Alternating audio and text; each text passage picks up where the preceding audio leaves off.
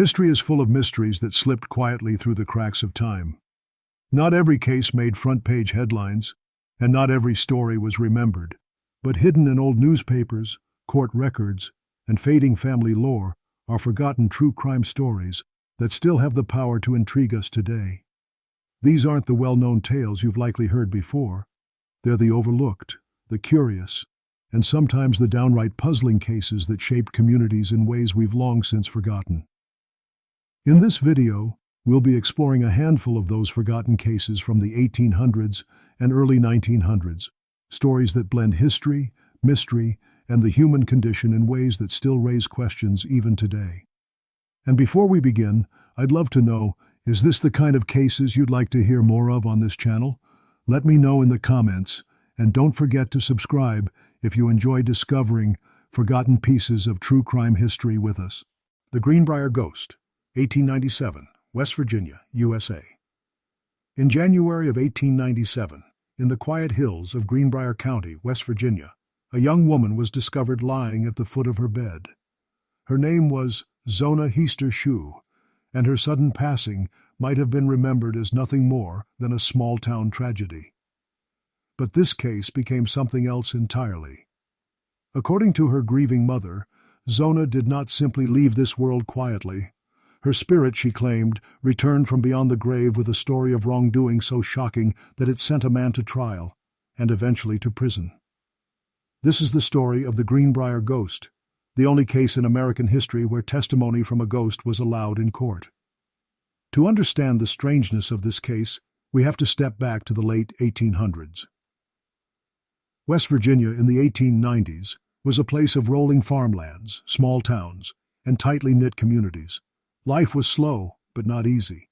Families lived by the seasons, planting, harvesting, and surviving the harsh Appalachian winters. News spread mostly by word of mouth or through the local newspaper, which was often the lifeline of rural communities. It was also a time when spiritualism and ghost stories were widely believed. Seances, ghost sightings, and mysterious happenings filled newspapers just as much as politics and farming updates. Many people, even educated ones, thought it was possible for the dead to communicate with the living. So when Zona's mother began to claim her daughter had returned from the grave, it wasn't dismissed as pure fantasy. To some, it sounded entirely possible. On January 23, 1897, a young boy was sent to the Shue home to run an errand. When he entered the house, he found Zona lying at the bottom of the staircase. Her body was stretched out on the floor, her head turned slightly to one side. The boy ran to tell others, and soon the local doctor, George Knapp, PP, was called. By the time he arrived, Zona's husband, Erasmus Trout Shue, had already carried her body upstairs, dressed her in a high-necked gown, and arranged her on the bed. Dr. Knapp examined her briefly, but Trout seemed overcome with grief. He refused to let the doctor inspect her too closely, especially around the neck and head. Out of sympathy, the doctor declared the cause of death as an everlasting faint, a term used at the time to describe a heart-related collapse. In his records, he later listed it as complications from childbirth, though Zona had not been pregnant at the time. And so, Zona was buried. To most people, it might have ended there, but her mother, Mary Jane Heaster, was not convinced. She said her daughter's ghost began visiting her at night, describing in detail how Trout had ended her life, and even explaining how her neck had been broken. Mary Jane went to the authorities with this claim, and while many might have laughed her away, her persistence, along with growing whispers about Trout's past, convinced officials to take another look. A few weeks later, Zona's body was exhumed for a full autopsy. This time, doctors discovered what the first examination had missed. Her neck had indeed been broken. The story spread quickly. Newspapers across the region picked up the tale of the Greenbrier Ghost. Headlines described how a grieving mother's vision had exposed a crime that might otherwise have gone unnoticed. Some articles treated the story as sensational folklore, while others reported it with serious detail, as though the ghost itself had stood on the witness stand. In rural communities, many believed the story completely.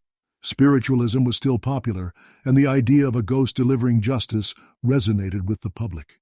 It became a kind of legend even before the trial began. For Trout, this was disastrous. His charm and blacksmith's trade had once made him a welcome addition to town, but now people whispered that he was dangerous. Rumors surfaced about his previous marriages, both of which had ended under suspicious circumstances. By the time he was arrested and put on trial, much of the public already believed him guilty. In June of 1897, the case of the state of West Virginia versus Erasmus Trout Shue began. The prosecution leaned on both physical evidence and circumstantial facts. The autopsy showed that Zona's neck had been broken. Testimony from neighbors and acquaintances painted Trout as controlling and jealous. But the most unusual testimony came from Mary Jane Heaster herself. On the witness stand, she explained how her daughter's ghost had come to her 4 nights in a row, revealing how Trout had ended her life. Mary Jane described the spirit's words, her gestures, and even how she turned her head to demonstrate the broken neck. The defense tried to discredit her, suggesting grief and imagination had clouded her judgment. But Mary Jane never wavered. She calmly insisted she had no doubts about what she had seen and heard. The judge allowed her testimony, not because he believed in ghosts, but because the defense had opened the door by questioning her directly. Once it was spoken in court, the jury could not unhear it. After deliberating, the jury returned with a verdict: guilty of first-degree wrongdoing. Trout Shue was sentenced to life imprisonment at the state penitentiary in Moundsville, West Virginia. He would spend only a few years there before passing away in 1900, never admitting guilt. For the people of Greenbrier County, the case remained unforgettable. It was talked about for decades, blending fact and folklore into a story that continues to this day. Mary Jane Heaster lived out her life firmly believing that her daughter had returned from the grave to speak to her. She never doubted her visions, and the community, whether they believed her or not, respected her persistence. The story became part of West Virginia folklore, often retold around campfires and in local histories. The marker near Zona's grave even acknowledges the legend, reading, "Only known case in which testimony from a ghost helped convict a criminal." The Greenbrier ghost remains one of the strangest cases in American history. Was justice served because of a mother's determination? Or did belief in the supernatural push the authorities into seeing what they wanted to see? Even today, historians debate whether the ghost testimony truly influenced the jury, or if the physical evidence alone was enough. What we do know is that without Mary Jane Heaster's persistence, Zona's suspicious death might have been forgotten. Instead, it became a story that blurred the line between fact and folklore, reminding us how deeply cultural beliefs can shape the pursuit of justice. So what do you think? Did a ghost really return to speak the truth? Or was this case solved through determination and coincidence? Let me know your thoughts in the comments. The Hall Mills Tragedy, 1922, New Jersey, USA. It was a cool September morning in 1922, just outside New Brunswick, New Jersey, when 2 young lovers out for a walk stumbled upon something that would ignite one of the most sensational scandals of the early 20th century. Beneath a crabapple tree lay the still figures of Reverend Edward Hall, a well-respected Episcopal priest, and Eleanor Mills, a choir singer from his church. They weren't simply parishioners in passing. They were secretly bound in a forbidden romance. The discovery shocked not only the local community, but the entire nation. Newspapers splashed it across front pages with bold, scandalous headlines. What unfolded in the months and years that followed would become known as the O.J. Simpson trial of the 1920s. And yet, a century later, the Hall Mills case is barely remembered. To truly understand why this case gripped the nation, we need to step back into the 1920s. The United States was in the middle of the Roaring Twenties. Prohibition had just begun 2 years earlier, outlawing alcohol but fueling an underground world of speakeasies and hidden nightlife. Jazz was exploding, women were cutting their hair short, driving cars, and fighting for independence. And yet beneath this modern flair, small-town America still clung to its traditions of church, family, and morality.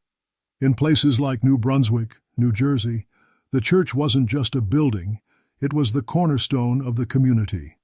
A priest was more than a religious leader. He was a symbol of trust, respect, and authority. So when Reverend Edward Hall was discovered lifeless under that tree, hand in hand with a woman who was not his wife, the shock reverberated far beyond the town's borders. The discovery itself was bizarre. Edward Hall, 41 years old, and Eleanor Mills, 34, had been missing overnight. When they were found, their bodies were carefully arranged, almost as if someone had staged the scene. Eleanor's personal letters, written to Edward, were scattered between them, almost deliberately placed to highlight their affair. At first glance, it looked like a tragic end to a secret romance, but the more investigators looked, the stranger it became. The authorities in 1922 faced limitations we'd find astonishing today. There were no DNA tests, no modern forensic science, and crime scene preservation was almost non-existent. Curious locals trampled through the orchard before police even cordoned it off, disturbing evidence that could have been vital. Still, suspicions quickly turned toward Edward Hall's wife, Frances Hall. She came from wealth, being part of the powerful Stevens family, and was known for her stern demeanor. Many wondered, had she discovered the affair and sought retribution? Alongside her loomed her brothers, Henry and William Stevens, who were fiercely protective of the family name. Eleanor's husband, James Mills, a janitor at the church, was also questioned. But unlike Francis, James was considered a mild man, unlikely to have orchestrated such a dramatic act. The lack of clear physical evidence made the investigation drag on, but gossip filled the gap. And gossip in the 1920s was as powerful as any courtroom testimony. If this case happened today, it would dominate 24-hour news cycles. In the 1920s, newspapers played that role, and they went all in. Headlines screamed of the priest and the choir singer, turning Edward and Eleanor into tragic celebrities overnight. Tabloid journalists painted the orchard as a stage for betrayal, romance, and wrongdoing. One paper even described it as a modern Romeo and Juliet tale with a sinister twist. Reporters traveled from across the country to New Jersey, camping outside the courthouse, the Hall residence, and even the church itself. The public was captivated, not just because of the tragic deaths, but because the story tore at the fabric of respectability. A man of the cloth, a married woman, secret love letters, a wealthy wife suspected of involvement. It was everything that fascinated readers in the Jazz Age. Crowds would gather daily outside court hearings, craning their necks to catch a glimpse of the powerful Stevens family or to hear the latest whispered rumor about the case. It took 4 years before the case made it to trial. In 1926, Frances Hall, along with her brothers Henry and William Stevens, were charged with conspiracy and involvement in the tragic end of Edward and Eleanor. The courtroom became a theater. Witnesses were paraded in, some credible, some less so. The most sensational was a woman named Jane Gibson, a pig farmer who lived near the orchard. She claimed she had seen figures that night, a quarrel, voices, and ultimately, the tragedy itself. Newspapers dubbed her the Pig Woman, a cruel nickname that stuck. Her testimony electrified the trial.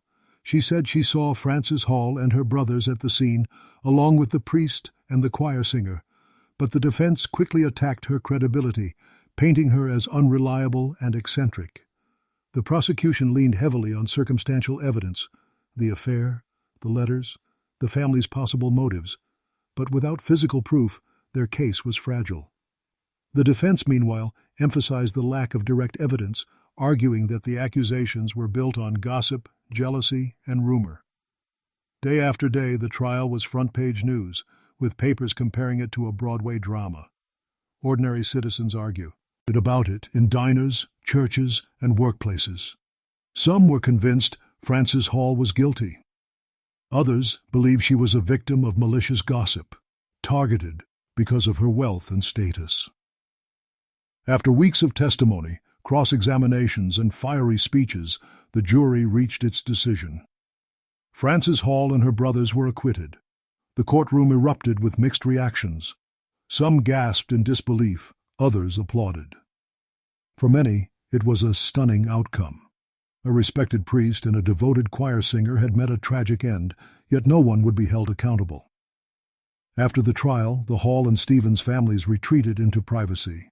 Frances Hall lived out her life quietly, largely shielded by her wealth and social position. James Mills, Eleanor's widowed husband, faded from the public eye, remembered as the quiet, grieving janitor. As for the case itself, it left a lasting mark. For years it was taught in law classes as an example of the challenges of circumstantial evidence. It also highlighted the power of media sensationalism in shaping public opinion long before the age of television. But over time, the Hall Mills case slipped into obscurity. New scandals, new crimes, and eventually the Great Depression overshadowed it. What was once the trial of the century in its day is now little more than a forgotten headline from the Jazz Age. And so, we're left with a haunting question. Was justice truly served in the Hall Mills case? Did wealth and influence shield Frances Hall and her brothers, or was the truth simply never found? Nearly 100 years later, the orchard in New Jersey is quiet. The crabapple tree is gone, but the whispers of Edward Hall and Eleanor Mills's tragic end still echo for those who remember. Why did this case, once compared to the most famous trials in American history, fade so completely from memory? What do you think? Was the verdict fair? Or was this one of America's great unsolved scandals? Let us know your thoughts in the comments below.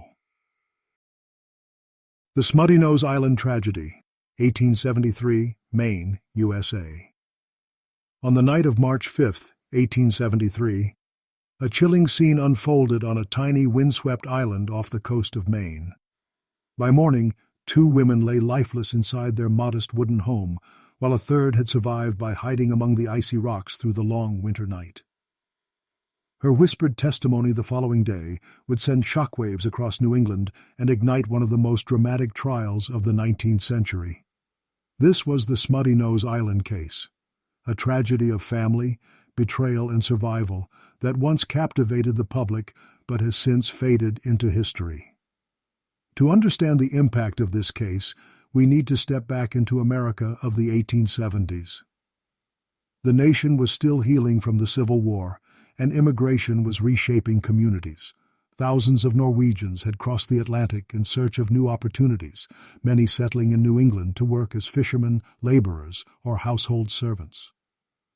Life was harsh, especially on the Isles of Shoals, a cluster of small rocky islands off the coasts of New Hampshire and Maine. Smutty Nose Island was one of the most remote. A handful of families lived there, surviving through fishing, trade, and the support of one another. It was here that the Hontvedt family, Norwegian immigrants, built their life.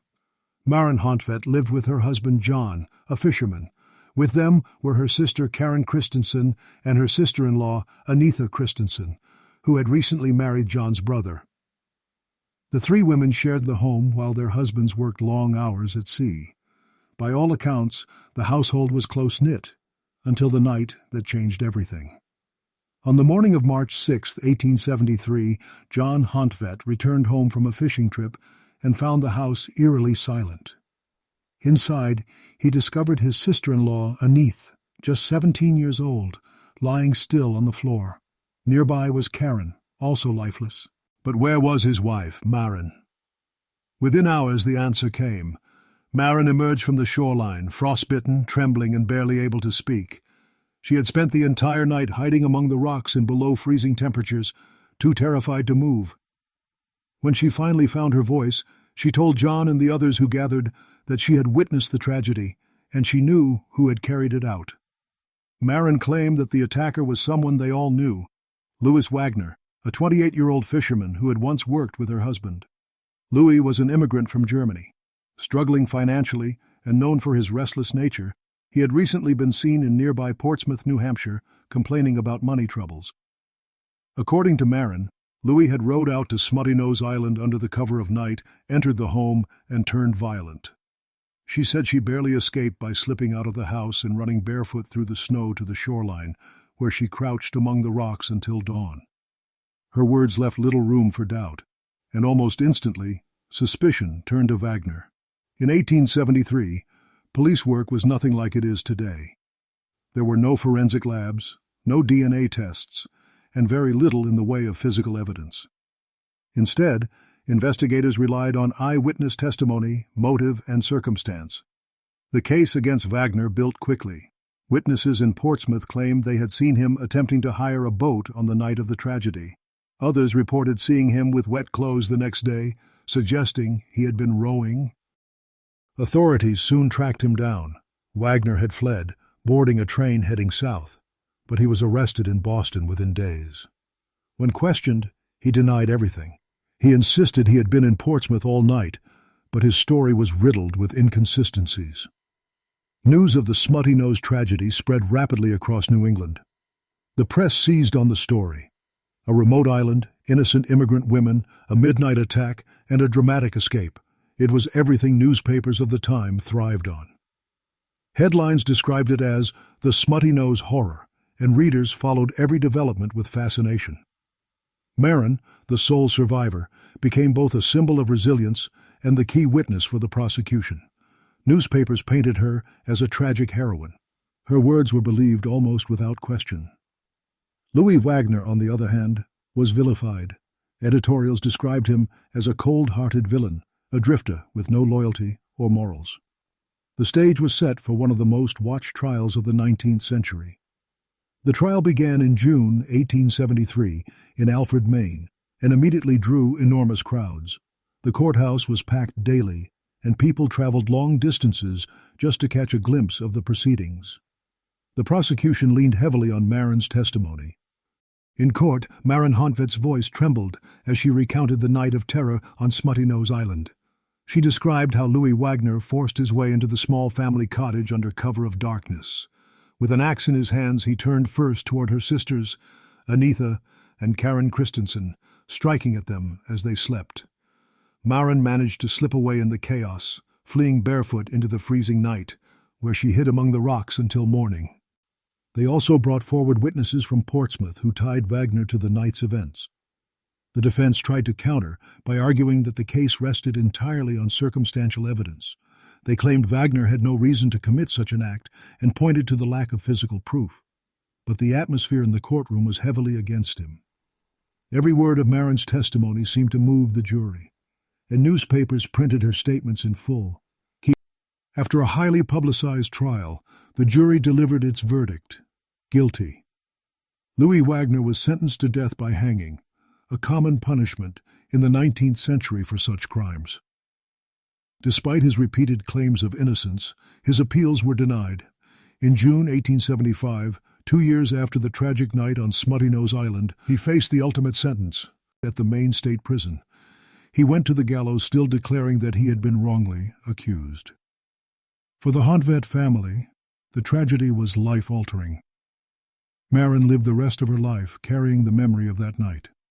She never remarried and remained in New England until her passing decades later. The Smutty Nose case became a cautionary tale across the region. It highlighted both the vulnerability of isolated island communities and the powerful role of eyewitness testimony in the courtroom. In later years, some writers and historians questioned whether Wagner had truly been guilty. Could Marin's account have been mistaken? Was it possible that others had a motive? While most historians believe the conviction was correct, the doubts have kept the case alive in historical discussions. The Smutty Nose Island tragedy had everything that made it unforgettable at the time: a remote setting, a desperate fight for survival, a courtroom drama, and a public hungry for details. Yet today, few outside of Maine or New England have even heard of it. So, we're left with the questions. Was justice truly served in the conviction of Louis Wagner? Or was this a case where public opinion and the need for a quick resolution sealed a man's fate? Let us know your thoughts in the comments below. The Mysterious Case of Mary Rogers, 1841, New York, USA. On the morning of July 28, 1841, boatmen drifting along the Hudson River in New York City spotted something unusual floating near the shore at Hoboken, New Jersey. At first, they thought it was debris, but as they drew closer, the outline of a young woman's body became clear. This discovery would set off one of the most sensational investigations of 19th century America, the case of Mary Cecilia Rogers, a beautiful 21-year-old shop girl whose mysterious and tragic end captured the imagination of an entire city. Newspapers would turn her into a household name.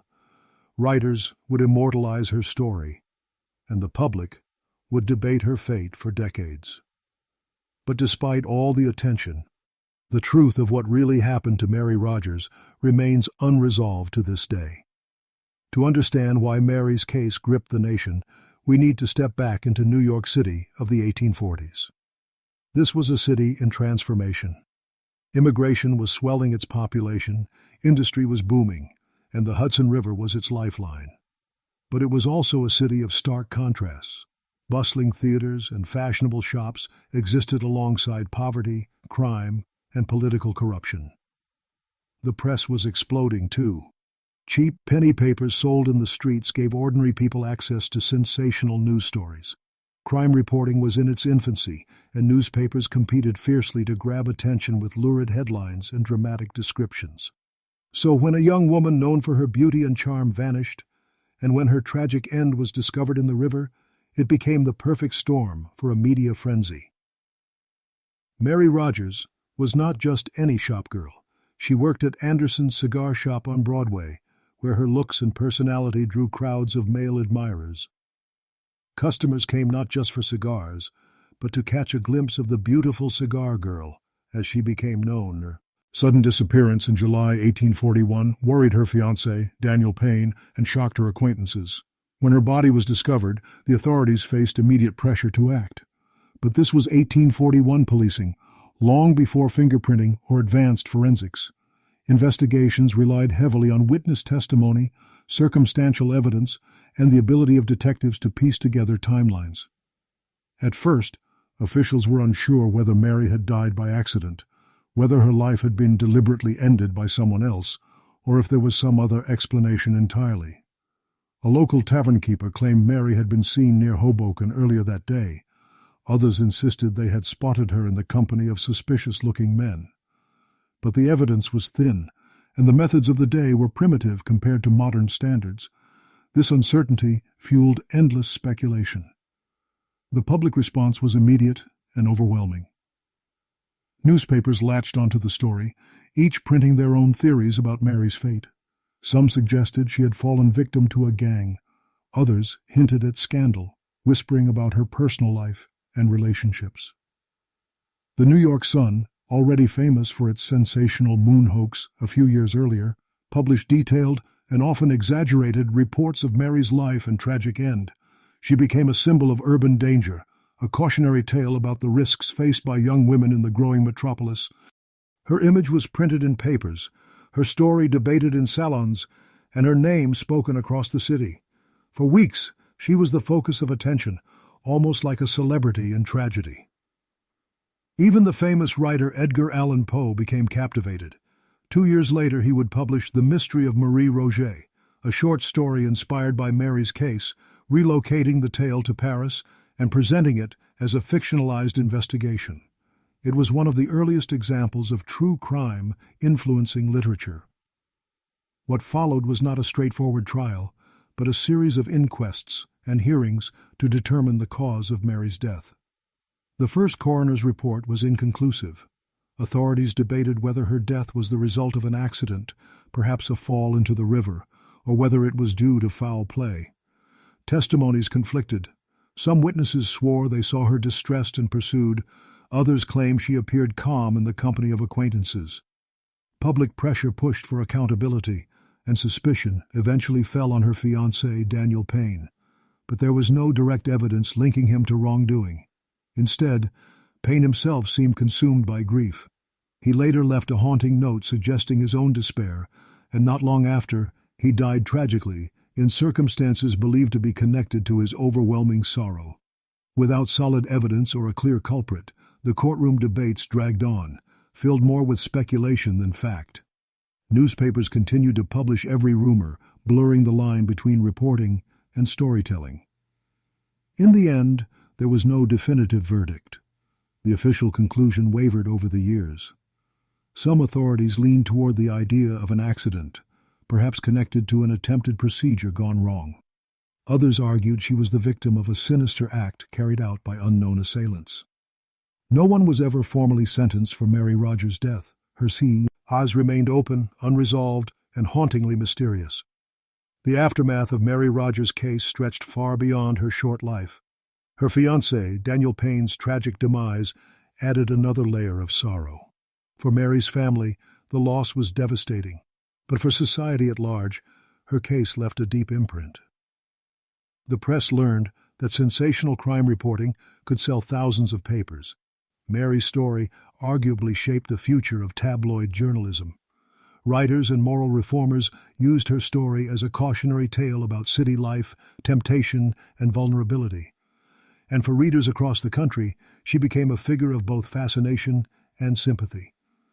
Most famously, her life and death inspired Edgar Allan Poe, whose detective character, C. Auguste Dupin, would analyze the fictionalized Marie Roget case, blending real headlines with literature.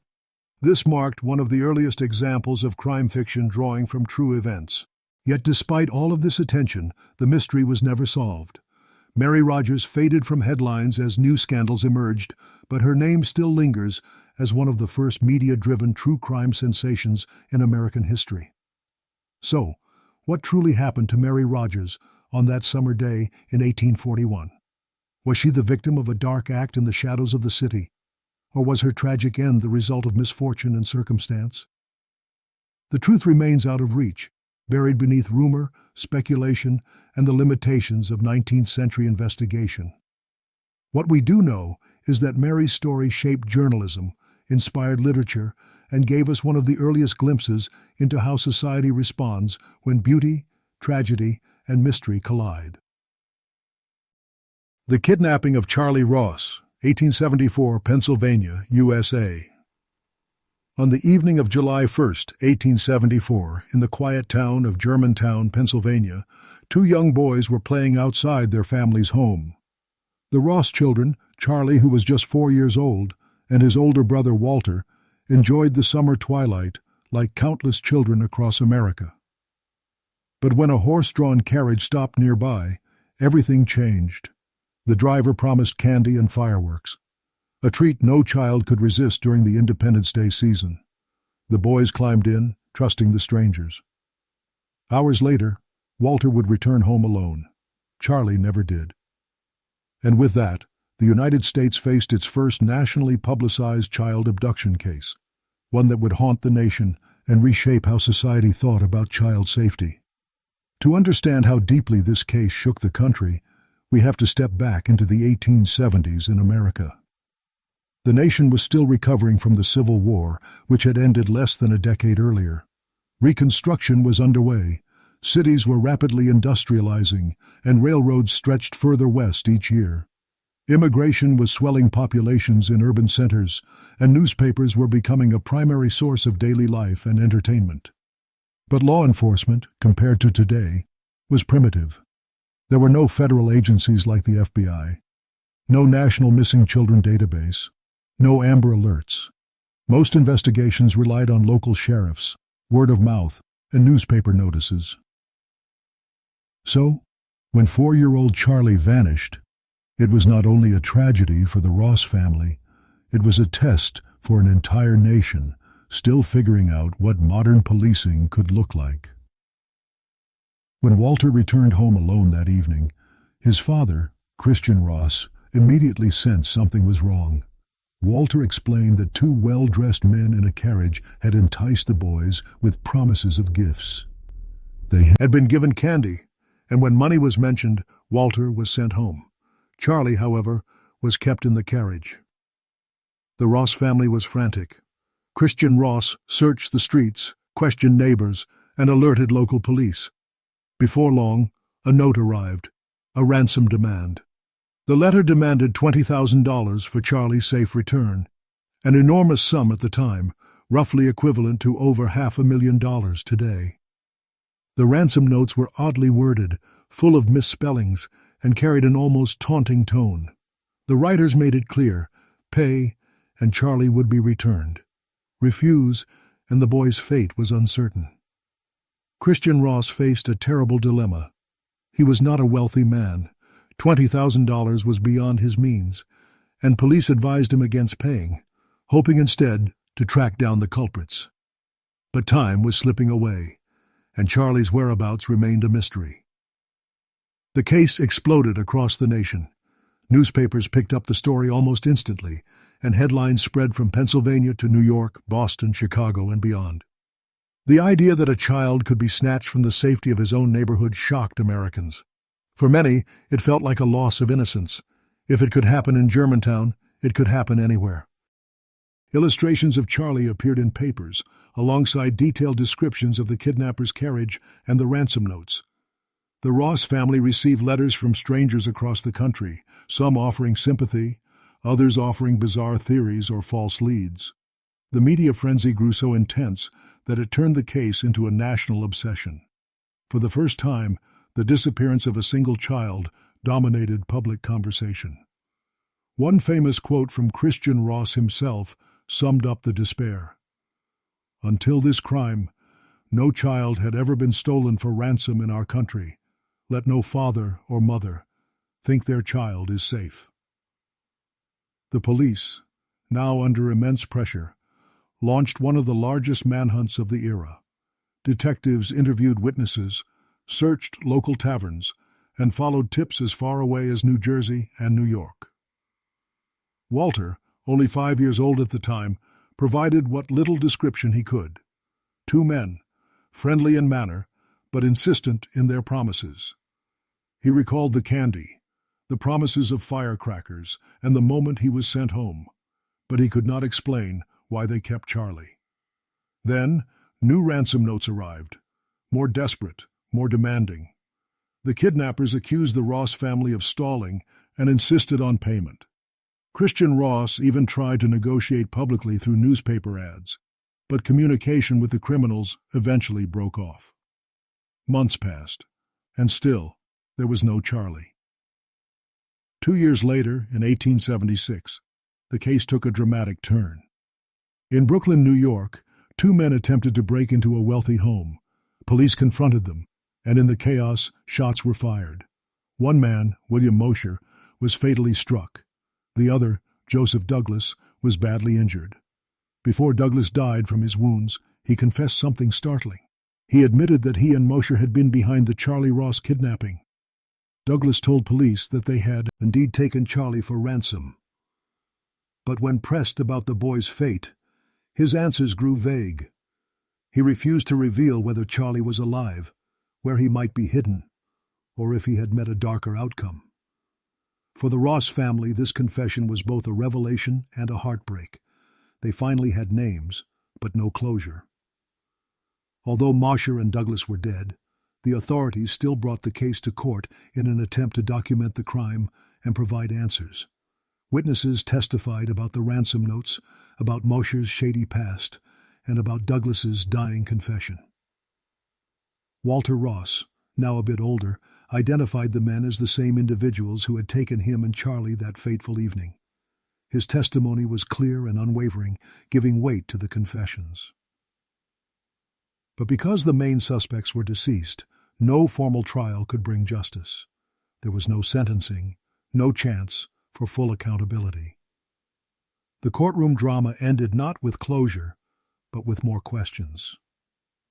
The disappearance of Charlie Ross changed America in ways few cases ever had. Christian Ross, devastated but determined, spent the rest of his life searching for his son. He even published a book about the ordeal, hoping it might keep public attention alive and lead to answers. Sadly, he passed away in 1897, without ever learning what became of Charlie. In the decades that followed, countless men came forward claiming to be the missing boy. Some genuinely convinced, others seeking attention. None were ever proven to be Charlie Ross. But the case left an undeniable legacy. It highlighted the need for stronger policing methods, better coordination between jurisdictions, and awareness that children were not always safe, even in seemingly peaceful communities. In fact, many historians credit the Charlie Ross case as the foundation for how America would later handle child abduction cases. It set the stage for the eventual creation of missing children's alerts, posters, and the broader movement to protect children nationwide. The kidnapping of Charlie Ross remains one of America's great unsolved mysteries. Despite confessions, investigations, and national attention, the boy himself was never found. The case left behind painful questions. Was Charlie hidden somewhere, raised under a new name? Or did his life meet a tragic end long before authorities closed in on the suspects? Nearly 150 years later, those answers remain lost to history. These forgotten cases from history may be more than a century old, but the mysteries they left behind still echo today. Each one shapes society in its own way, even if the names have faded from memory. Do you think these cases deserve more recognition, or were they destined to be lost to time? Let us know your thoughts in the comments. And if you'd like to hear more forgotten cases from history, the ones that shaped law, culture, and public fears, make sure to subscribe for more deep dive, true crime documentaries.